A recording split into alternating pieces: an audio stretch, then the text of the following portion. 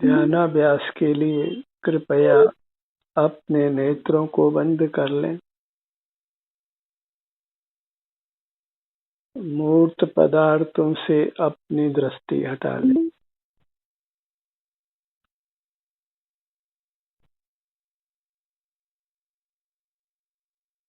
अपना ध्यान अपने आप पर लाइए, अपने अमूर्त शरीर पर। उसमें अपनापन कीजिए।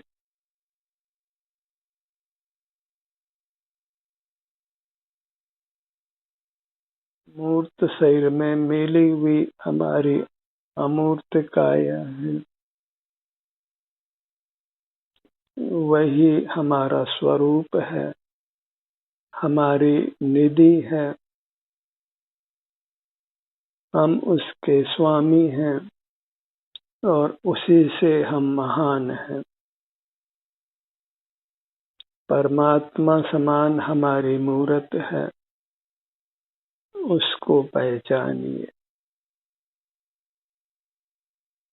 उसमें ममत्व करिए और इसमें मिली हुई मूर्त काया, उसमें ममत्व छोड़िए।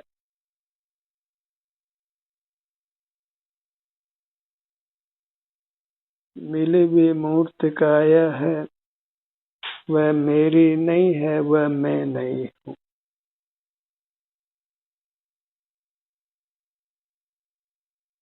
इसी की सहाय से हम मूर्त पदार्थों को देखते जानते हैं, उनको नाना प्रकार से उपयोग में लेते हैं।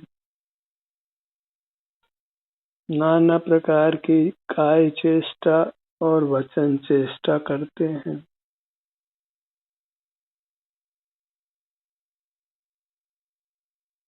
नाना विकल्प करते हैं। उस सब से ही हम मूर्त काया से बंधे रहते हैं, जो विनाशिक है और जिसके घात से हमारा भी घात होता है।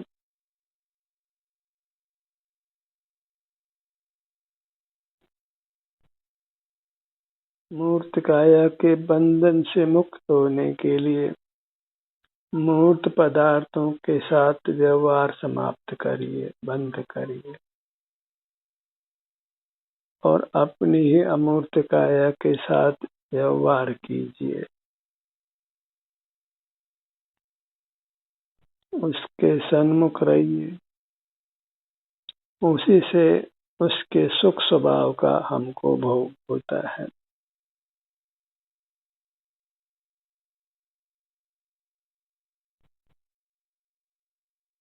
अपने लिए अपनी अमूर्त काया ही भोग्य है।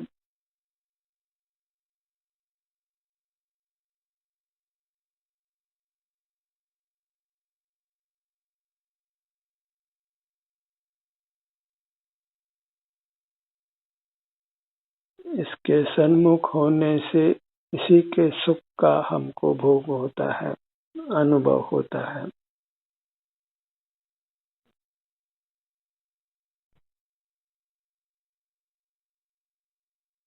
इसके सन्मुख होने से स्वतः ही हमें इसके सुख का अनुभव होता है।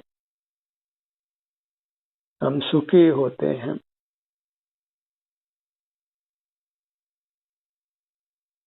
इतना ही मुक्ति का पुरुषार्थ है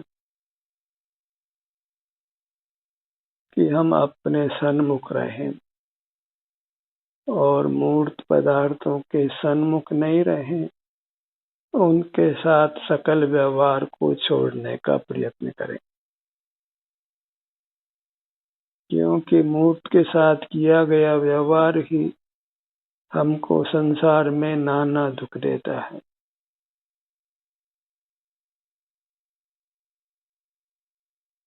चेतन होकर हम अचेतन का अवलंबन लेते हैं, उनको ही भोग्य बनाते हैं और अपने को न पहचानते हैं, न उसको भोग्य के रूप में स्वीकार करते हैं।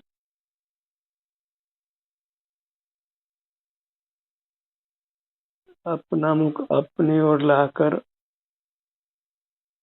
स्वयं अपने को ही भोगना है। सबसे उत्तम भोग्य पदार्थ हमारी अपनी अमूर्त काया है, जो हमें दिव्य सुख देती है, अनुपम सुख देती है।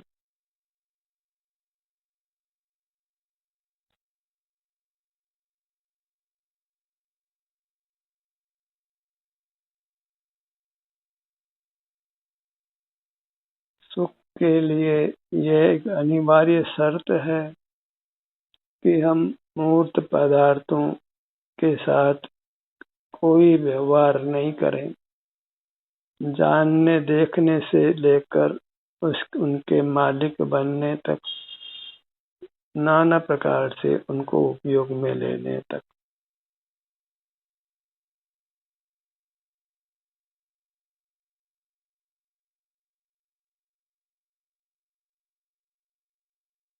लोगों को भगवान के दर्शन की बहुत उत्कंठा रहती है, इसलिए वे मंदिरों में जाते हैं और किसी कल्पित प्रतिमा में, मूर्त प्रतिमा में भगवान की कल्पना करते हैं।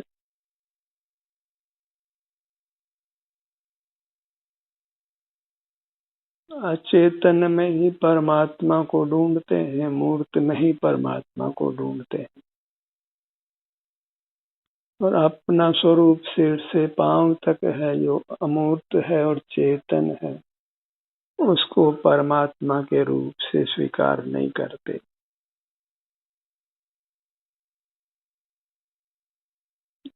क्योंकि पर विलोम है स्वयं का, इसलिए पर को परमात्मा रूप से मान लेने पर हम अपने को परमात्मा रूप से स्वीकार नहीं कर सकते। और अपने आप को परमात्मा नहीं मानना ही अपने से विमुख रहने का कारण है। यदि हम अपने को आनंददाता परमात्मा स्वीकार कर लें तो फिर अंतर्मुख रहना सुगम हो जाता है।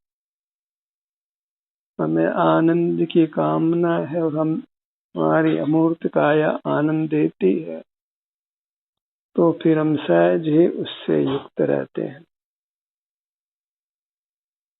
जो जिसकी आवश्यकता है और जो वस्तु जहाँ मिलती है वह वहाँ जाता ही है। हमको सुख की आवश्यकता है और सुख हमारा ही रूप है,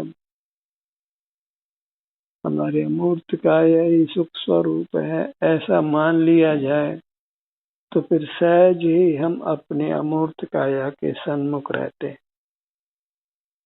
वो मूर्त पदार्थ सुख स्वभावी नहीं है, यह स्वीकार कर लें तो सहज ही हमारी दृष्टि उधर नहीं जाती है। फिर हमारी इंद्रियों का व्यापार बंद हो जाता है, और जब हम इंद्रिय व्यापार बंद हो जाता है पूर्ण रूप से, तो हम परमात्मा हो जाते हैं। कोई हमारी परमात्म दशा को रोक नहीं सकता। मूर्त पदार्थों को आनंददाता स्वीकार नहीं करें।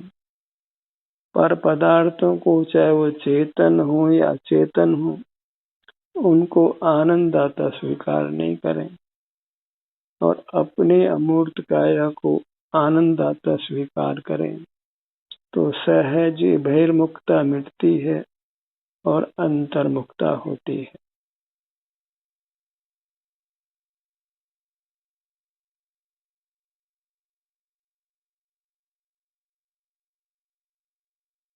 सुख का एक ही उपाय है अपने सन्मुख रहना, और उसमें ज्ञान की प्रवृत्ति की आवश्यकता नहीं है, शब्द संख्या की आवश्यकता नहीं है। मोही जीव ज्ञान को तीर्थ के रूप में स्वीकार करते हैं, जबकि ज्ञान बहिर्मुख है, उसी से सकल संसार की उत्पत्ति होती है। अपनी अमूर्त काया तीर्थ है, और उसका अनुभव करना तीर्थ है, उसके सन्मुख रहना तीर्थ है। तीर्थ अर्थात मोक्ष मार्ग हमारी अमूर्त काया मोक्ष को उत्पन्न करती है।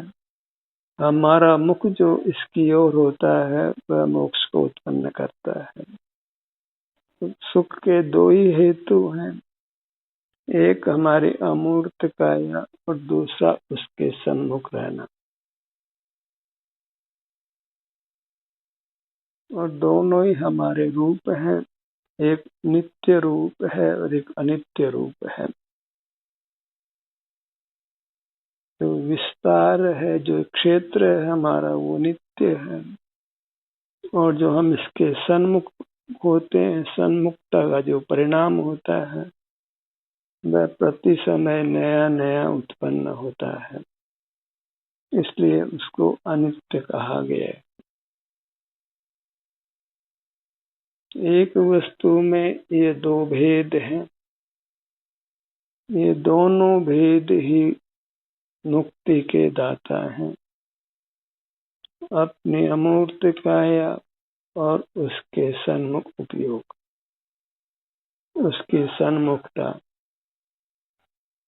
इसके अलावा सुख का परिणाम कोई नहीं है। और पर पदार्थ और उनके सन्मुख उपयोग, उनको नाना प्रकार से उपयोग में लेना, वही एक दुख का हेतु है। कि हमको सुख देने के सामर्थ्य पर पदार्थों में नहीं है, इसलिए उनको कदाचित हम दुख स्वभाव भी कह सकते हैं, क्योंकि उनका लक्ष्य करने से हम अपने सुख स्वभाव से दूर होकर दुखी होते, तो वे हमारे दुख में निमित्त होते हैं। दुख तो वो नहीं करते हैं, पर वो दुख में निमित्त होते हैं। हमारी बहिर्मुखता ही हमको दुख उत्पन्न करती है, और बहिर्मुखता को आश्रयभूत पर पदार्थ है, इसलिए उनको भी दुख स्वभावी मानिए, दुख का हेतु मानिए, और वो नित्य दुख के हेतु है। पर पदार्थ नित्य दुख के निमित्त हैं, क्योंकि उनके लक्ष्य से हम अपने से च्युत होते हैं, और उनके सन्मुख हुआ परिणाम वह अनित्य है, प्रति समय नया नया उत्पन्न होता है, इसलिए वह दुख का अनित्य कारण है। पर पदार्थ के सन्मुख उपयोग, उससे हम दुखी रहते हैं, और स्व पदार्थ अपने काया उसके सन्मुख उपयोग, इसके कारण हम सुखी रहते हैं। पर पदार्थ नित्य है, पर उसके सन्मुख उपयोग प्रति समय नया नया पैदा होता है। अपनी अमूर्त काया नित्य है, पर उसके सन्मुख उपयोग नया नया उत्पन्न होता है। सुख के भी इस प्रकार दो हेतु हुए, और दुख के भी दो हेतु हुए। हमें जो सुख के हेतु हैं उनको अपनाना है, और जो दुख के हेतु हैं उनको छोड़ना है। यही ग्रहण त्याग रूप मोक्ष मार्ग है।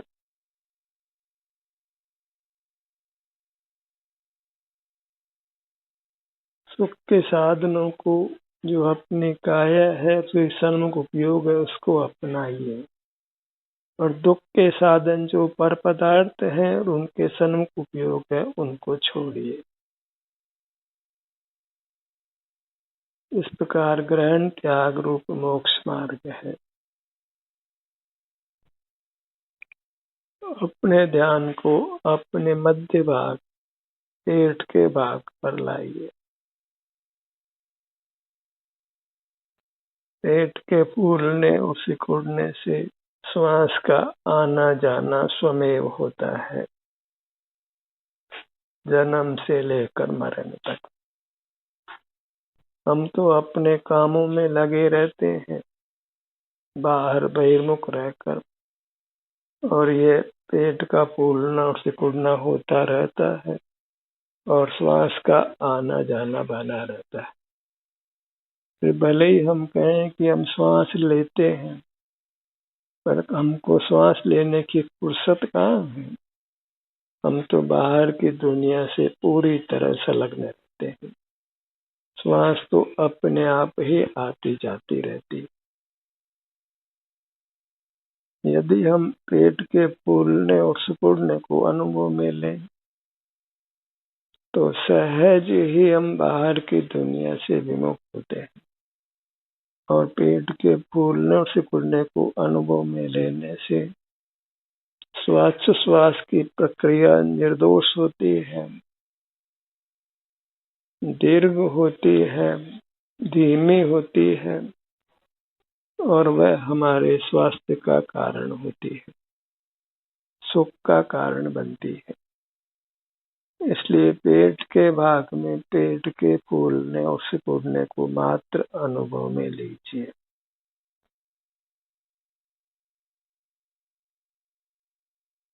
इसके प्रति कॉन्शियस होइए, जागरूक बनिए।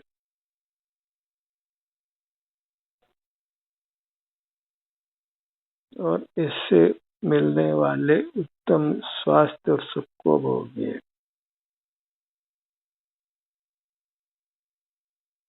बिना औषधि का ये सुंदर इलाज है,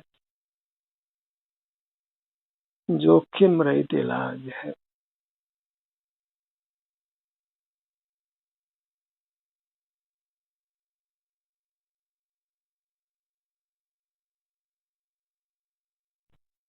न श्वास लेना है, न रोकना है, न छोड़ना है। बस पेट का जो फूलना और सिकुड़ना श्वास के लिए होता है, उस पेट के फूलने और सिकुड़ने को महसूस कीजिए।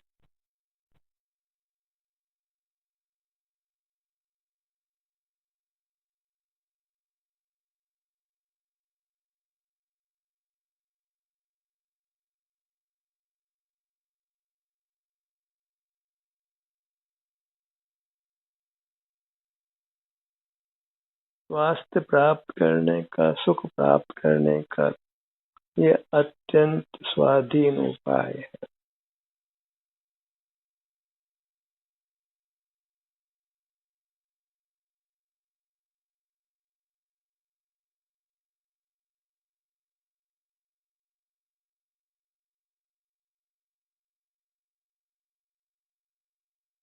नाभि के भाग से हमारे शरीर का संचालन होता है।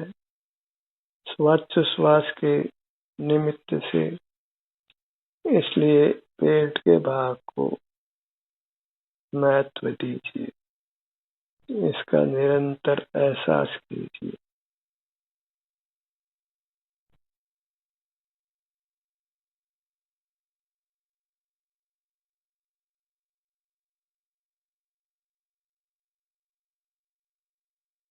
अपना मुख अपनी ओर करने से हम सुखी होते हैं और श्वास की प्रक्रिया उत्तम हो जाने से हमारी अमूर्त काया सुखद होती है।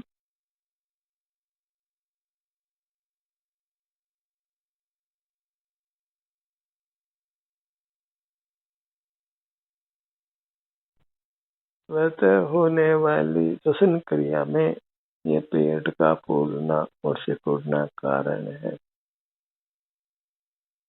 बस हमें इसका एहसास करते रहना है।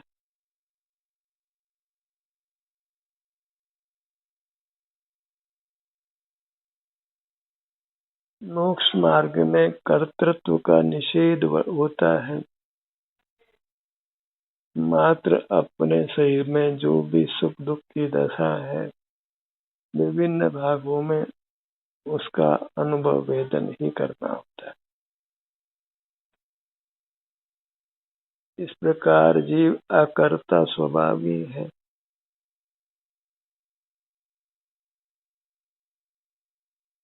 न पर में कुछ करता है, न अपने में ही कुछ करता है। ऐसा ही कर्म के संबंध से मुक्त वे परमात्मा का स्वरूप है।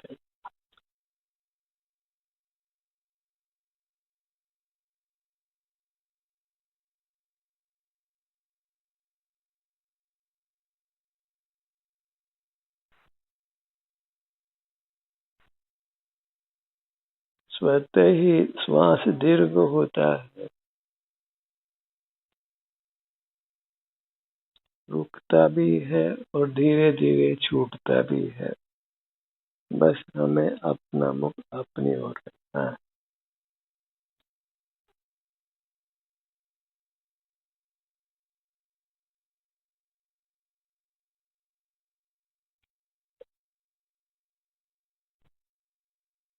अपने ध्यान को अपने सिर के भाग पर लाइए।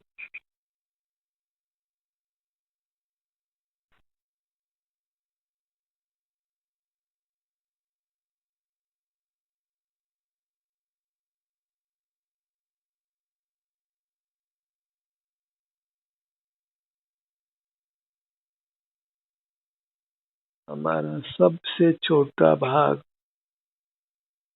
वह भी उत्तम सुख प्रदान करता है। बस बहिर्मुखता को छोड़ दें। बहिर्मुखता में मूर्त पदार्थ ही जाने जाते हैं। इंद्रिय ज्ञान ही होता है।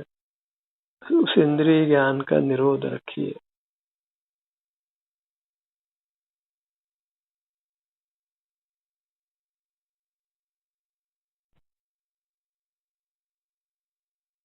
नासिका भाग पर आइए। नासाग्र दृष्टि होकर अपनी अमूर्त काया को लक्ष्य में लीजिए।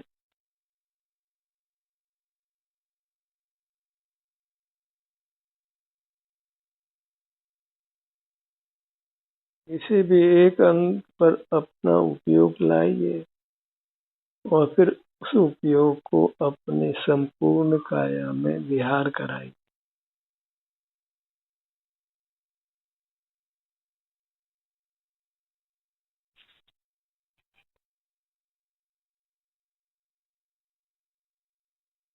ललाट का भाग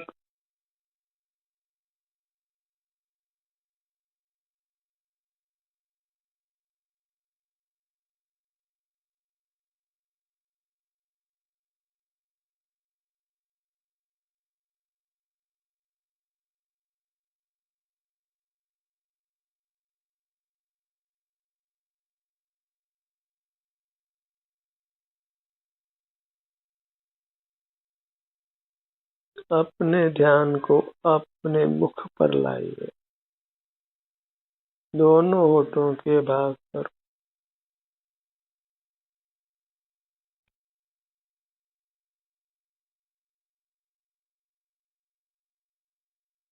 दोनों गाल,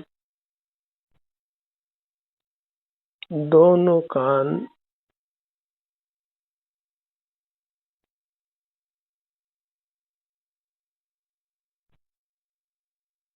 जितना समय हम अपने सन्मुख होते हैं उतना समय हम सहज ही मूर्त पदार्थों को देखने जानने से बच जाते हैं और यही महान उपलब्धि है, महान लाभ है और यही मोक्ष का हेतु है।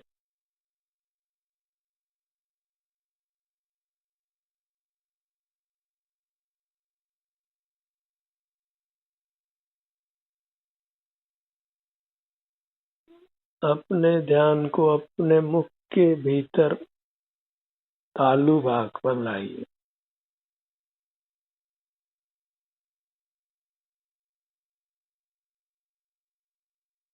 कंठ का भाग,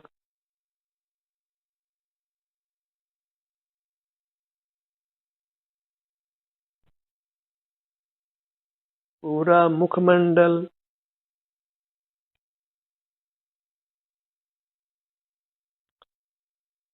गर्दन का भाग,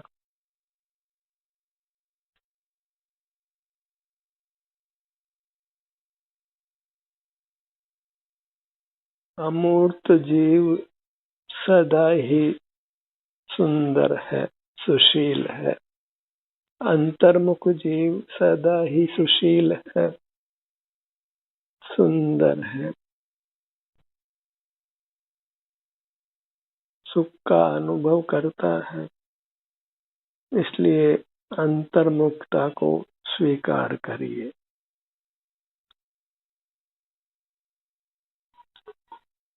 अपना सीने का भाग,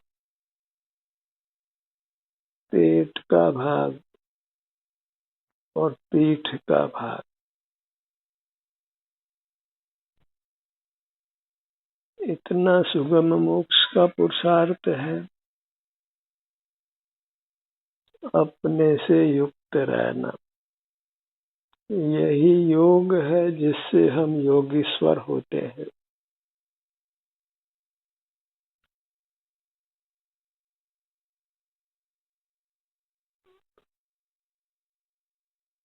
अपने दाहिने भुजा,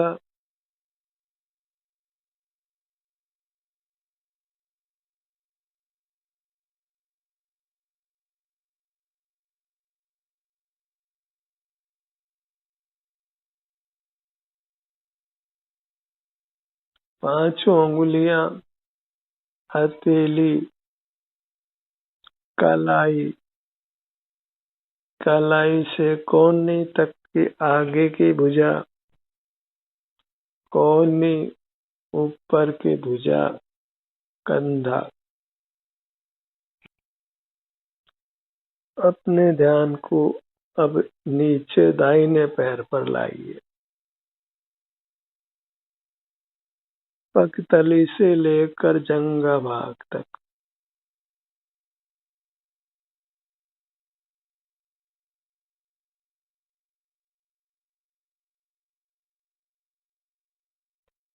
दोनों पैर एक साथ,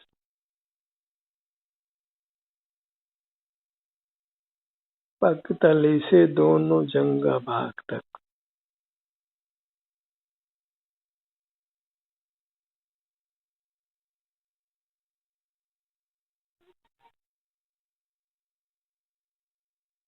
हृदय स्थान पर आइए।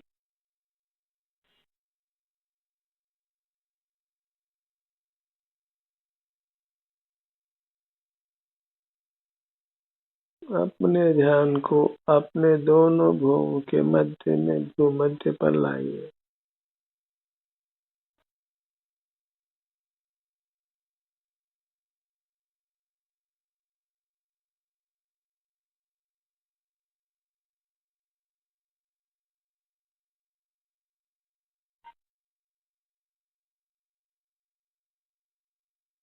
पूरी मूर्त एक साथ लक्ष्य में लीजिए। अमूर्त मूर्त और मूर्त पदार्थों का लक्ष्य छोड़ने का सतत प्रयत्न कीजिए, क्योंकि सुख का कोई अन्य प्रकार नहीं है। किसी अन्य प्रकार से सुख को प्राप्त नहीं किया जा सकता है।